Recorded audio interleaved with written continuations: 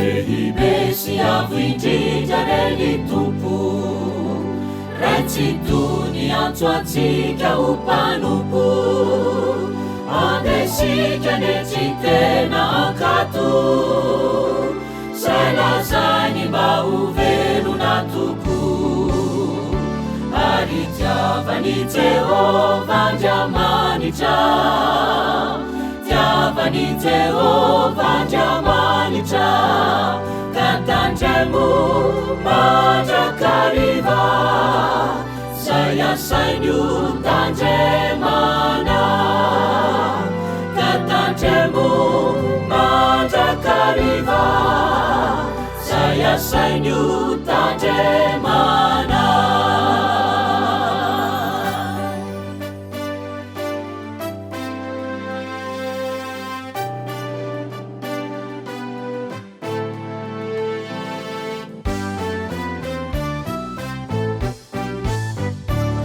Fitiavany antsika tsisy fetra, nentiny Jesosy ny eloka rehetra, miantso atsika bebaka ny tompo iza, aza mana mafy atoka iana, ary tiavany Jehova Andriamanitra, tiavany Jehova Andriamanitra, ka tandremo mandrakariva, zay asainy ho tandremana, ka tandremo mandrakariva, zay asainy ho tandremana.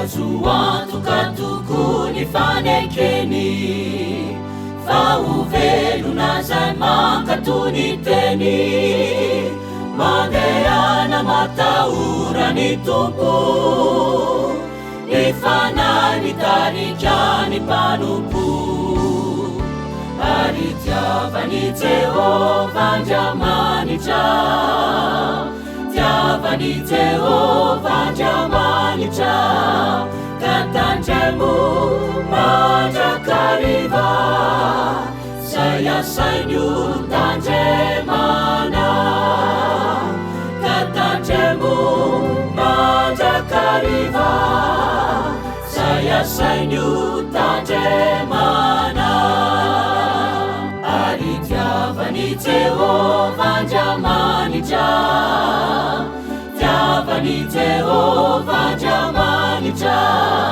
ka tandremo mandrakariva, zay asainy ho tandremana, ka tandremo mandrakariva, zay asainy ho tandremana.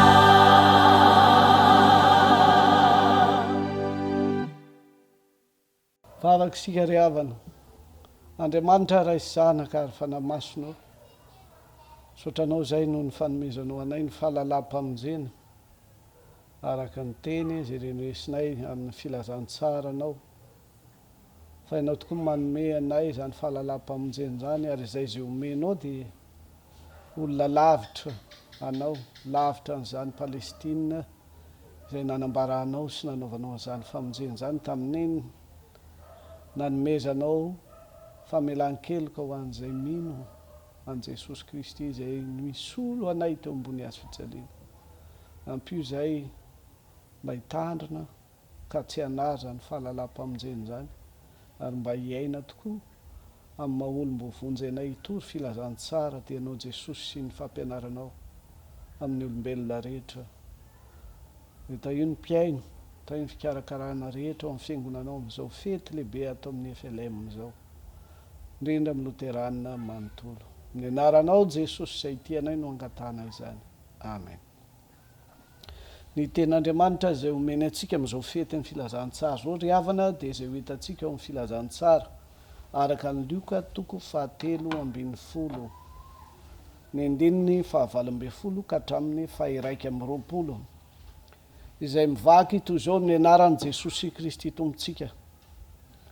Dia ho Jesosy tahaka ninona ny fanjakan'Andriamanitra ary inona no anoarako azy tahaka ny voatsinapy izy izay nalain'ny olona ka namboleny tao tanimboly ary naniry ka tonga azo ary mivoromanidina ny toetra tao amin'ny rantsany. Ary io koa Jesosy, inona no anoarako ny fanjakan'Andriamanitra tahaka ny masirasira izy izay nalain'ny vehivavy anankiray nataony tao amin'ny koba intelo ny famarana mandra-pahazony masirasira azy rehetra. Ry iray maso no manomasinana amin'ny fahamarinana fa ny teninao ny fahamarinana. Amen. Ry fiangonana malala ho aminareo ny fahasoavana sy ny fiadanana avy amin'Andriamanitra ray sy Jesosy Kristy tompontsika. Fahazarana tsara ny mankalaza an'izao fetin'ny filazantsara izao. Zany fetin'ny filazantsara zany no atsirovana indrindra ny nahitany Martin Lutera ny filazantsara izay nahazony famelan-keloka fa tsy ny fombafomba mpivavahana izay nitezana azy no nahazony izany, fa Andriamanitra no ny fahasoavany no nanondro fa ao amin'ny teny hoe ny marina amin'ny finoana no velona, izay ihany no ahazona ny filazantsara, dia ny filazantsara ny famelan-keloka. Ry hava-malala ho antsika taranaka teoriana dia nomeny antsika koa zany fahalalam-pamonjeny zany. Zany nisoratsika sy ankalazantsika an'Andriamanitra izay fahalalam-pamonjena nampanantenainy tamin'ny Jaona mpanao batisa araky ny filazantsara androany dia nilioka toko voalohany ny 5:70 ka hatramin'ny 7:70. Famonjena amin'ny famelana ny elontsika izay nataon'i Jesosy. Fa izany dia noho ny alehibe ny famindrampon'Andriamanitsika ho Zakaria izay mpisamy mazava avy any amin'ny avo ho antsika ka hampamirapiratra izany fahazavany izany amintsika izay mitoetra ao amin'ny aizina indrindra ao amin'ny aliko ny fahafatesana. Ary anitsy amin'izay ny diantsika ho amin'ny lalam-piadanana eto amin'ity fahavelomana eto an-tany ity. Ry havana malala, tsy miteny fotsiny Jesosy hoe mifalia, fa mila mahalala aloha zany famonjeny zany mba ahazoantsika mifaly sy mankalaza. Dia inona no ataony antsika mba ahazoantsika an'izany fahalalana zany? Dia ny alalantsika aloha voalohany fa isika ny mantrasa, isika ny voageja, fa ny filazantsara dia natao ho fanalana ny olona amin'izany fangejany ny fahantrahana ara-panahy zany, indrindra ny fandrininy dia ivoly sy ny fahafatesana. Izany no filazantsara. Ary raha filazantsara tsy misy fitaomana anao andray an'izany fahalalam-pamonjeny zany dia tsy anakery ihany. Fa ny filazantsara amin'ny maha fitoriana azy dia mitaona antsika tena andray an'izany fanomezana avy amin'Andriamanitra isika izay tena mila izany. Koa ahoana mifandraisantsika an'izany? Amin'izany fitaomana antsika izany, ny valiny dia amin'ny alalan'ny fombebaka sy ny fandraisana ny finoana izay atolotry ny fanahy masina antsika. Lazay ny marika tsara zany amin'ny toko voalohany 2:4. Ary rehefa mandray azy noho ny fibebahana sy ny finoana isika dia tena miainy zany tanteraka ny tenantsika manontolo tahaka ny nandrenesany Zakaiosy ny tenim-pamonjena nataony Jesosy rehefa niditra tao an-tranony. Reny ny sofo ny tenin' Jesosy, hitany Zakaiosy ny tavan'i Jesosy ary ny aina ny fidiran'i Jesosy tao an-tranony izay nahatsiaro tokoa izy fa tsy mba mendrika hidiran'izany Jesosy zany ny tranony. Izay fiainana tokoa ny famonjena ry havana, fa tsy hoe visavisa ankandrona fotsiny, ary tena hidirana tokoa ny fanjakan'Andriamanitra.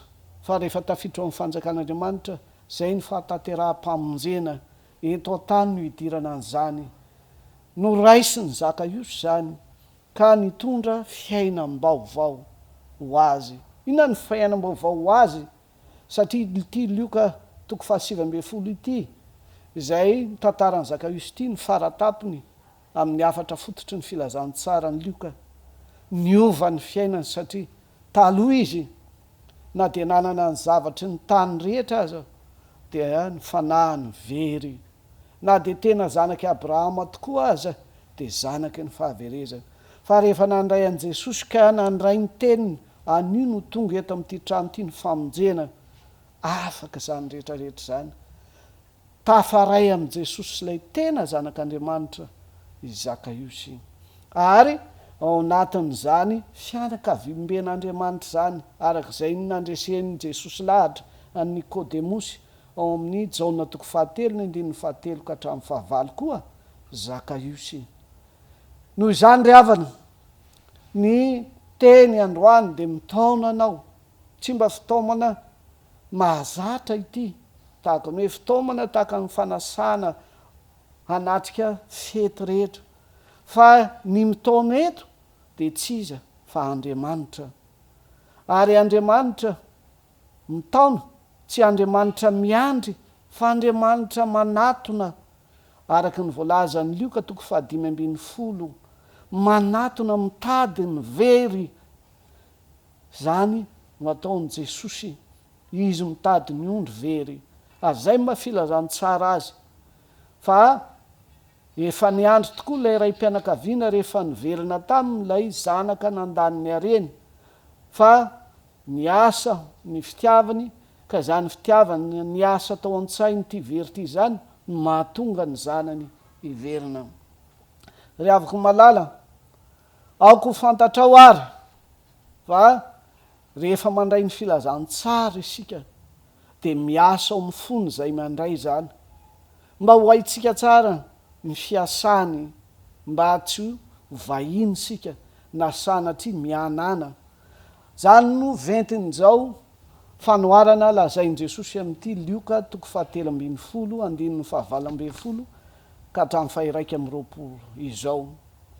Fanjakan'Andriamanitra no entin'i Jesosy eo amintsika, fa tsy hoe voaroaka fotsiny devoly amin'ny alalan'ny rantsan-tanan'i Jesosy, fa mitondra ny fanjakan'Andriamanitra.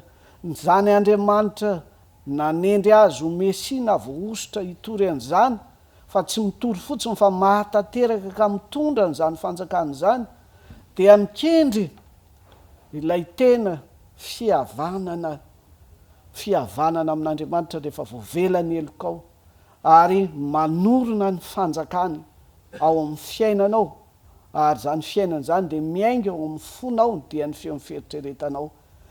Ny fandehany zany fanjakana zany dia tahaka ny zavatra kely eo mason'ny olona, satria teny kely ny filazantsara, teny fohy voavelany elokao.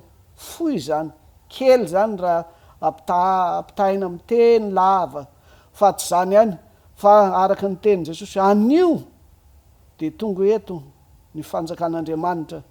Zany teny fohy zany, ry havana malala, no lasa hanjaka hameno ny fiainan'ilay olona manontolo, ary hiteraka hazo miadana ny fiasany, kanefana miadana tena azo antoka fa tena mitombo. Zany sary zany rehefa miteny hoe miadana dia tsy dia tian'ny olona, fa ny olona dia efa nizaron'izao tontolo izao hoe mila zavatra maika, mandeha maika,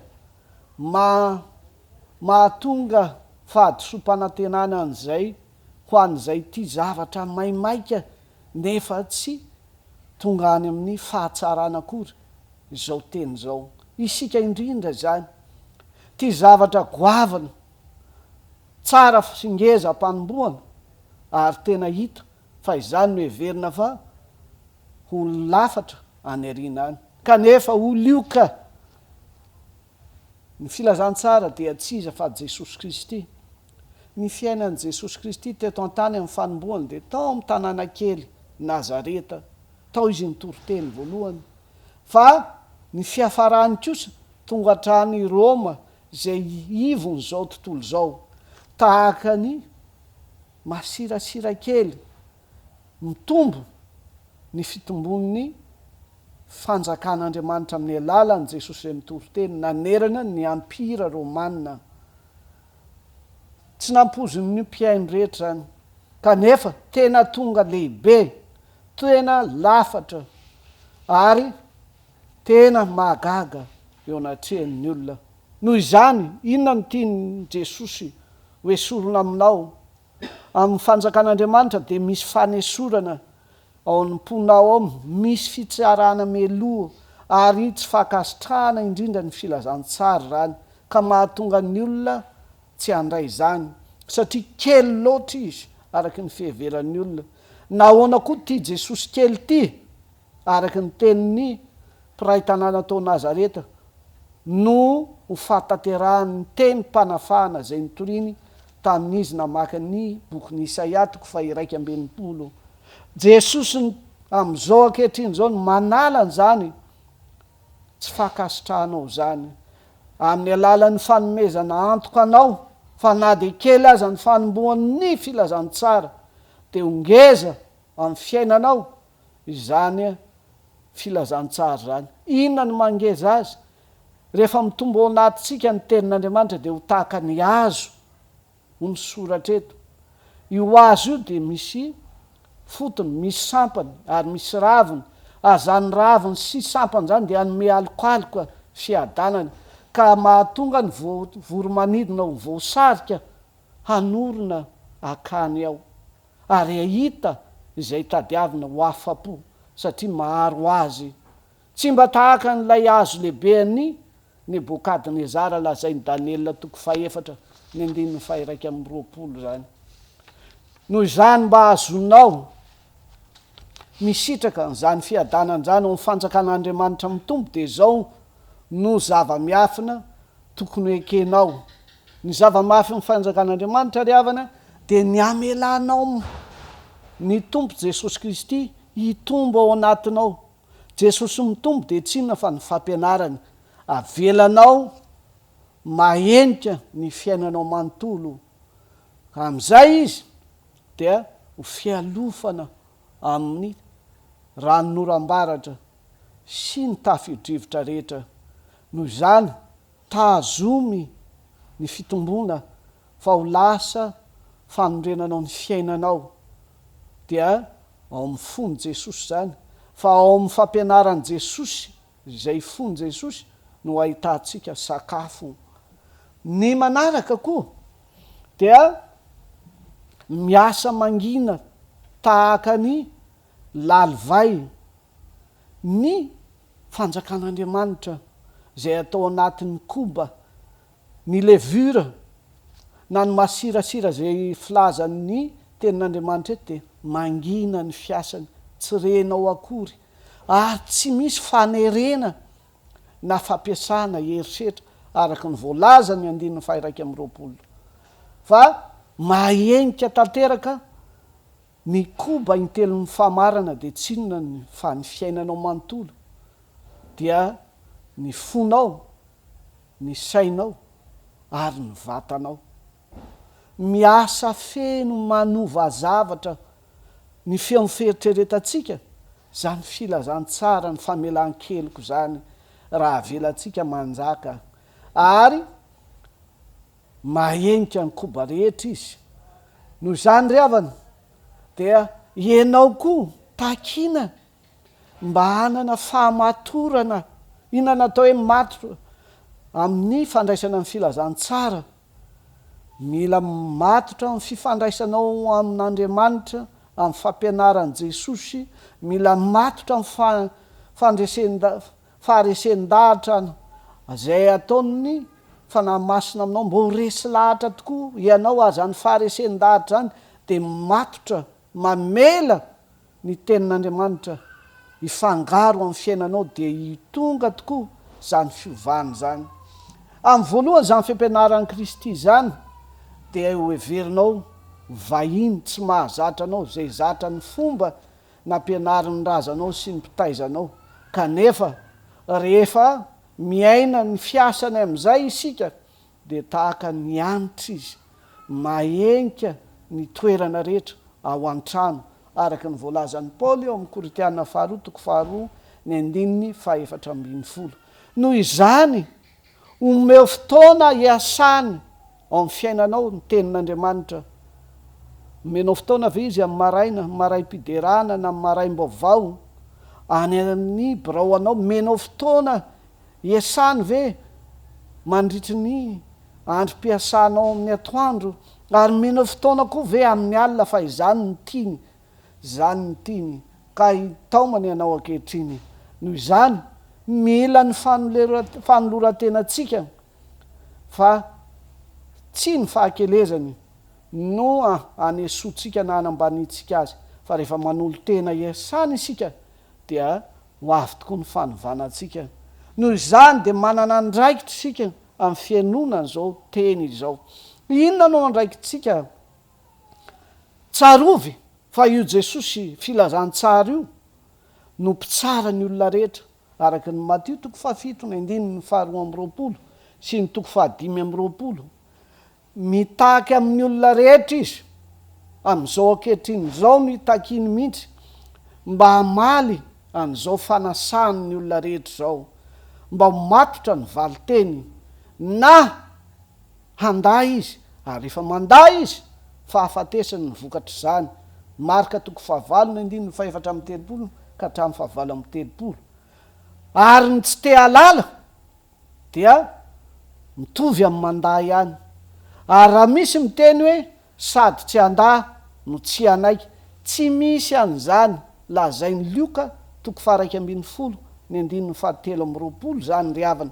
Tsy misy elanelam-panahy ny valiteny asetriny olona manoloana ny fitaoman'Andriamanitra antsika andray an' Jesosy filazantsara soa.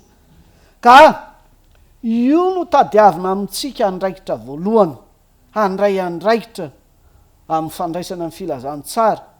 Fa manaraka izany dia hiteraka fitondran-tena mifanaraka amin'izany filazantsara an' Jesosy izany.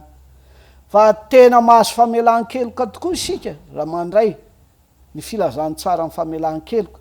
Fa io fandraisana filazantsara amin'ny famelan-keloka io tsy midika fa hipetra-potsiny isika, fa izy koa ny fandraisantsika ilay zoga dia ny zoga ny fanoavana.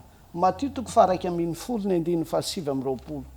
Jesosy tompony ekeo tomponao ary, fa izany no sitrany, ary ny toromarika sy ny fampianarana dia ekeo aoka ianao hanono izany, fa izany miverimberina amin'ny filazantsarany. Matio 5:5, Matio 4:7.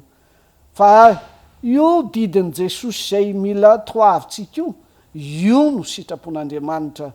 Lazainy Matio 5:7 sy ny Jaona 5:7 izany. Noho izany izay rehetra teo mpianatra Jesosy dia mila mandray andraikitra mba hiaina, na izy tsirairay ny tenany zany, hiaina sy ny fiangonana koa izay efa manolo tena andray. Inona no hiaina fanetretena? Tsy afaka manohy isika raha tsy manetry tena manoloana an'izany filazantsara zany. Hiaina ny fiainam-pahamasinana koa, satria efa voavelany elotsika dia mila mahafoy ny otana zatra antsika. Ary tsy izany ihany amin'ny fiainantsika eo amin'ny fiarahamonina, indrindra atao amin'ny fiangonana, dia anana fonena ka hanampy ny hafa.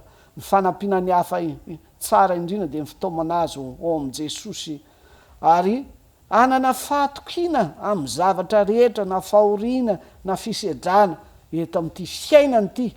Zany ny tena fiainana ny filazantsara, manana fahatokiana amin'ny fietrehana ny fiainana isan'andro, satria Andriamanitra no raintsika isika zanany. Noho izany ny fiainantsika dia fanehoana ny mahazanak'Andriamanitra antsika.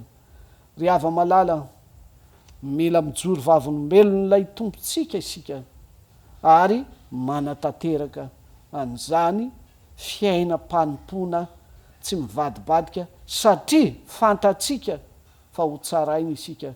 Ka raha te hahita ny lanitra isika, marina amin'ny finoana fa ny finoana marina koa miteraka fitondrantena tsara raiso ary ny filazantsara aoka ivelomanao zany fa zany ny olany ny fiangonana am'izao marina ra-pampianarana fa ratsy fitondrantena aneson'ny hafa ny loteraniny zany mba tsy ho zany tsony isika fa ndray tokoa ny filazantsara mpamonjena ary hitahiry zany ary iainatsika mba hazony Jesosy mandray atsika amin'ny andro farany. Amen.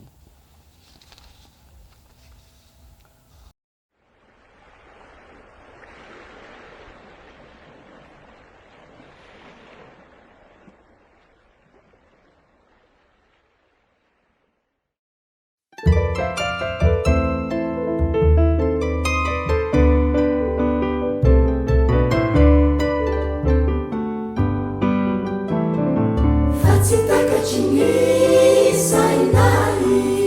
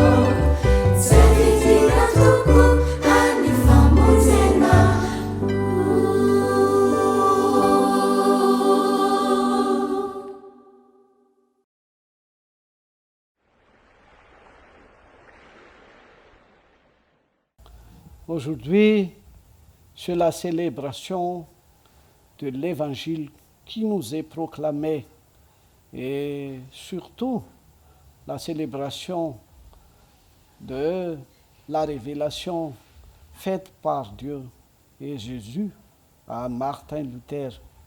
Donc, ici, notre texte se trouve à l'évangile de Luc, Luc chapitre 13, verset 18 au 21, au nom de Jésus-Christ. Il dit alors, à quoi est comparable le royaume de Dieu? À quoi le comparerai-je? Il est comparable à une graine de moutarde qu'un homme prend et plante dans son jardin. Elle pousse, elle devient un arbre, et les oiseaux du ciel font leur nid dans ses branches. Il dit encore, à quoi comparerai-je le royaume de Dieu? Il est comparable à du levain qu'une femme prend et enfouit dans 3 mesures de farine, si bien que toute la masse lève.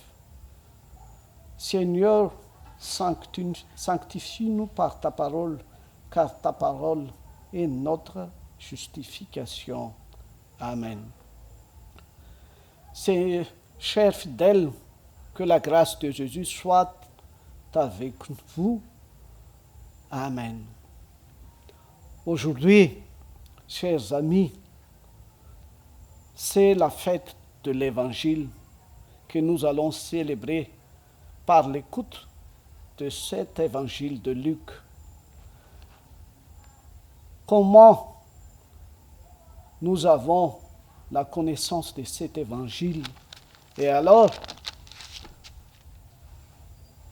Luc chapitre 1, versets 76 et 79, nous va répondre. Quelle est sa réponse? C'est Dieu même qui nous donne, en tant que peuple de Dieu, la connaissance du salut par le pardon des péchés. Verset 77. Ceci est dû par la bonté profonde de notre Dieu. Verset 78. Grâce à elle, nous a visité l'astre, le vent venu d'en haut. Il est apparu à ceux qui se trouvent dans les ténèbres. C'est nous-mêmes qui sommes dans le ténèbre et l'ombre de la mort, et enfin de guider nos pas sur la route de la paix. Chers fidèles, l'Évangile est alors si précieux dans notre vie terrestre. Pourquoi? C'est notre salut, le salut de notre âme. C'est pas aussi dans le monde du Nouveau Testament que les gens savent cet évangile, mais au psaume, au temps de l'Ancien Testament, le roi David dit, il a dit qu'il est le serviteur de Dieu. Et le serviteur de Dieu lui-même en est éclairé par la parole de Dieu. David a dit au psaume chapitre 19, verset 12, il trouve grand profit à garder cet évangile. Pourquoi?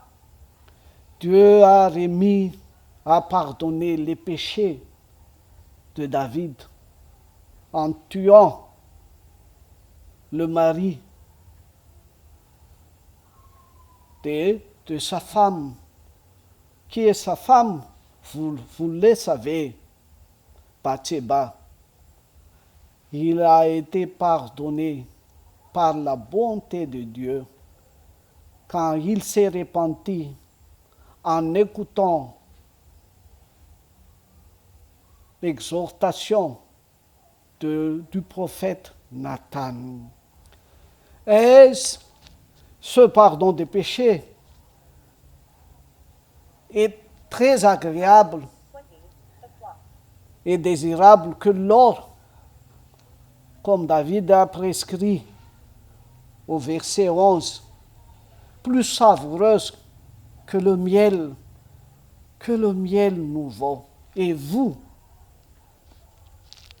quelle est votre impression en écoutant l'Évangile? Donc, en écoutant cette bonne nouvelle, soyez comme des pauvres, soyez comme des opprimés, soyez comme des nécessiteux et allez répondre à l'invitation par la repentance et la foi. Et aussi faire l'expérience du salut comme Jacques l'a fait à l'évangile de Luc, chapitre 19, verset 9. Et entrer dans le royaume pour acquérir une vie nouvelle et éternelle. Et ainsi y introduit, il faut profiter de la relation dans la famille de Dieu. Chers fidèles, ce n'est pas une invitation fortuite, parce que le parabole de Luc, chapitre 15, nous révèle l'initiative divine dans la recherche et le salut. Comme Jésus montre cette initiative en une action réelle, car son but en venant dans ce monde était de faire connaître la bonne nouvelle à nous tous, et nous chercher et nous sauver. Pour ce faire, Luc a enregistré l'enseignement de Jésus qui prescrit le cheminement de l'Évangile annoncé en 2 paraboles. Jésus est le Messie qui apporte le royaume de Dieu. Jésus comparera toujours le règne de Dieu à quelque chose de choisi, de petit, qui deviendra grand et vivra lentement, mais sûrement. Ce chemin déçoit souvent ceux d'entre nous qui préféreraient quelque chose de grand et perceptible dès le début. Mais comparez les écrits de Luc dans son évangile, la vie de Jésus commence au sein d'une petite ville, Nazareth, mais à la fin des Actes des Apôtres, il s'est rendu à Rome, le centre du monde de ce temps-là. C'est comme ça que le levain de l'action de Dieu a connu une croissance constante à travers l'Empire romain et dans l'histoire du monde. Voilà que les auditeurs de Jésus n'auraient jamais pu imaginer. Mais nous,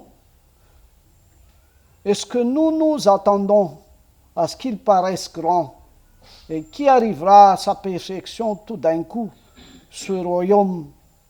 Ne nous trompons pas, le royaume de Dieu c'est comme une graine de moutarde, une petite chose qui prend peu de place et qui fait peu de figure et qui promet peu.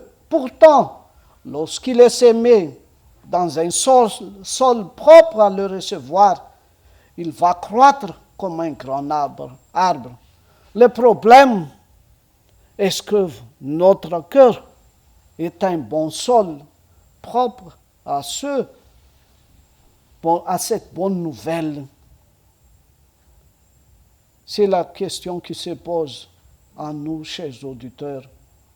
Notre conscience, en écoutant l'Évangile, en écoutant les messages de notre Dieu, est-ce que nous renonçons à notre mauvaise idée, comme les Nazaréens l'ont fait?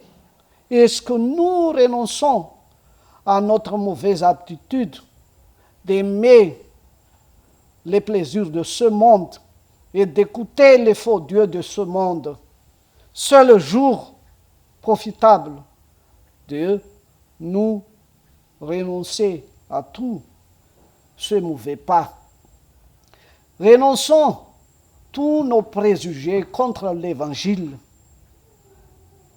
parce que son commencement est vraiment si petit. Renonçons cette idée Maintenant, laissez Christ ôter nos préjugés. Christ va ôter ce préjugé, bien que son commencement fût petit dans notre vie, mais sa dernière fin augmenterait considérablement, de sorte que beaucoup devraient venir sur l'aile, devraient voler comme un nuage pour se loger dans les branches de celui-ci avec plus de sécurité et de satisfaction que dans les branches de l'arbre de Nabucodonosor. Chers amis, le secret du royaume de Dieu consiste à permettre au Seigneur Jésus de grandir en nous, à l'exemple des oiseaux, de ces oiseaux qui construisent leur nid dans les branches d'arbres. Nous faisons notre nid dans le cœur de Jésus, qui est notre évangile, et nous allons y trouver notre nourriture. Veuillez attendre aussi à ce qu'il fasse son chemin par des moyens extérieurs, bien qu'il s'agisse comme du levain, silencieusement et insensiblement, et sans force ni violence. L'évangile est caché dans les trois mesures de farine. Ces trois mesures, c'est notre âme et notre esprit, ainsi notre corps. Laissez travailler silencieusement le levain qui s'est introduit dans notre vie tout entière. Et là, nous allons voir à quel point l'œuvre du christianisme est approfondie et graduelle. Nous ne sommes pas de vrais chrétiens à moins que chaque partie de notre nature ne ressente son pouvoir de transformation. Le christianisme ne s'arrêtera pas non plus jusqu'à ce qu'il ait pénétré au maximum dans notre vie. Pour ce faire, il faut avoir de la rigueur de laisser notre cœur comme de la farine qui se mélange à ce levain. Un peu de levain fait lever toute la pâte. Et pour que le levain agisse dans la pâte, il n'est pas besoin d'une grande quantité. Il doit simplement faire partie du mélange que nous ne pouvons pas le distinguer. Quel est ce levain? Ce levain, c'est la doctrine du Christ qui répandra étrangement son goût dans le monde de l'humanité. En cela, elle triomphe et que la saveur de sa connaissance se manifeste inexplicablement en tout lieu, au-delà de ce à quoi on pourrait plus s'attendre, selon le deuxième épître aux Corinthiens chapitre 2, verset 14. Mais nous devons lui donner du temps, attendre l'issue de la prédication de l'Évangile au monde, et nous allons voir qu'il fait de merveilles et qu'il altère la propriété des âmes pécheresses. Ce qui importe pour Jésus, c'est votre engagement. L'engagement de Jésus, c'est sûr. Et sa présence dans notre vie, c'est sûr. Mais il faut répondre aussi à son engagement. Laissez votre cœur s'engager à lui aussi. Une fois engagé dans notre cœur, il nous demande des responsabilités. Nous, auditeurs, de quelle responsabilité s'agit-il?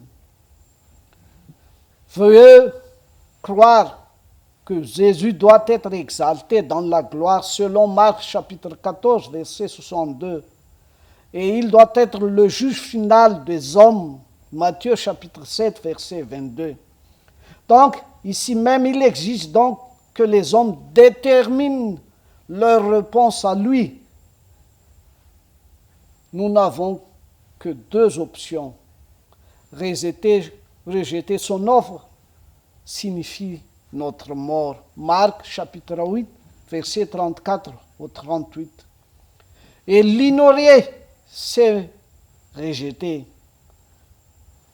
car la neutralité est impossible. Luc chapitre 11, verset 23. Une fois franchi le pas du discipulat, de nouvelles responsabilités émergent, car les exigences éthiques sont inhérentes au message de Jésus. L'offre de repos, c'est-à-dire être pardonné, nous fournit aussi un nouveau joug d'obéissance. Matthieu chapitre 11, verset 29. Car ici encore, Jésus est l'autorité royale de Dieu personnifiée. Et c'est à son instruction qu'il faut obéir.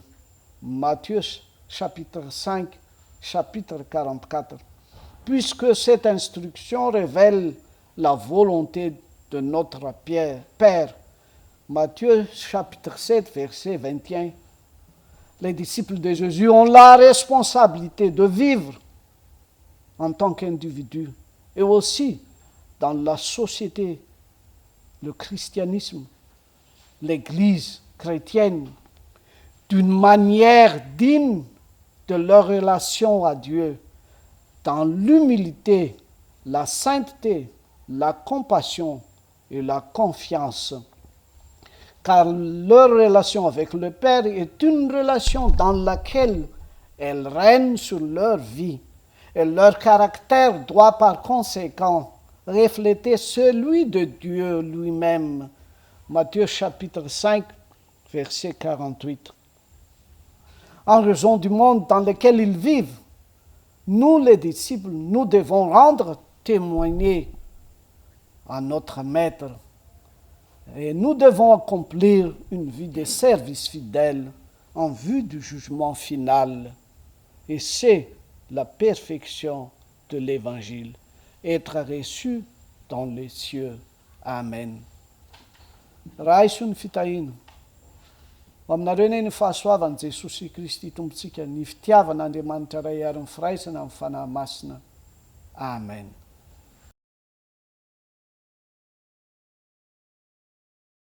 Ry havana malala, misaotra an'Andriamanitra tsika omeny fetin'ny filazantsara. Ao amin'ny resaka filazantsara dia ny réformation izay nataon'ny Lotera fahizay. Raha avy miresaka réformation dia ny formation aloha ny voalohany dia ny fanorenan'i Jesosy ny fiangonana, ny fampianarana apôstôlika izany, fa atao indray ny fahasombana na nosombany fiangonana koa izay ny fampianarana madio izany. Izany mahatonga ny Lotera amerina indray amin'ny plasiny, amin'ny toerany, ny tena fampianarana izay lazain'ny filazantsara. Dia ny filazantsara ny famelan-keloka nomena antsika amin'ny alalan'i Jesosy. Miarabantsika mahatratra an'izany. Faharoa mahakasika an'ity fandarana ity dia latsiny fa voatery nafoezina no ny antony ao ny fahaterem-potoana amin'ny asan'ny fiangonana. Pakasary tso eo ary ny tenanay koa dia hamonjy ny isa-taonan'ny Toby Ambobao any Antananarivo. Misy fehitona kely ny fankatsary fa kosa arak'izay hitanareo amin'ny Facebook-ny zanaky ny FLM dia zahanay avoaka antsoratra efa namoaka indroa zay ny Toriteny amin'ny teny malagasy. Dia maiza misitraka izay omen'Andriamanitra ary mivavah ho anay mpanompo tsy mendrika izay manao an'izao asa masina izao. Misaotra indrindra tompo.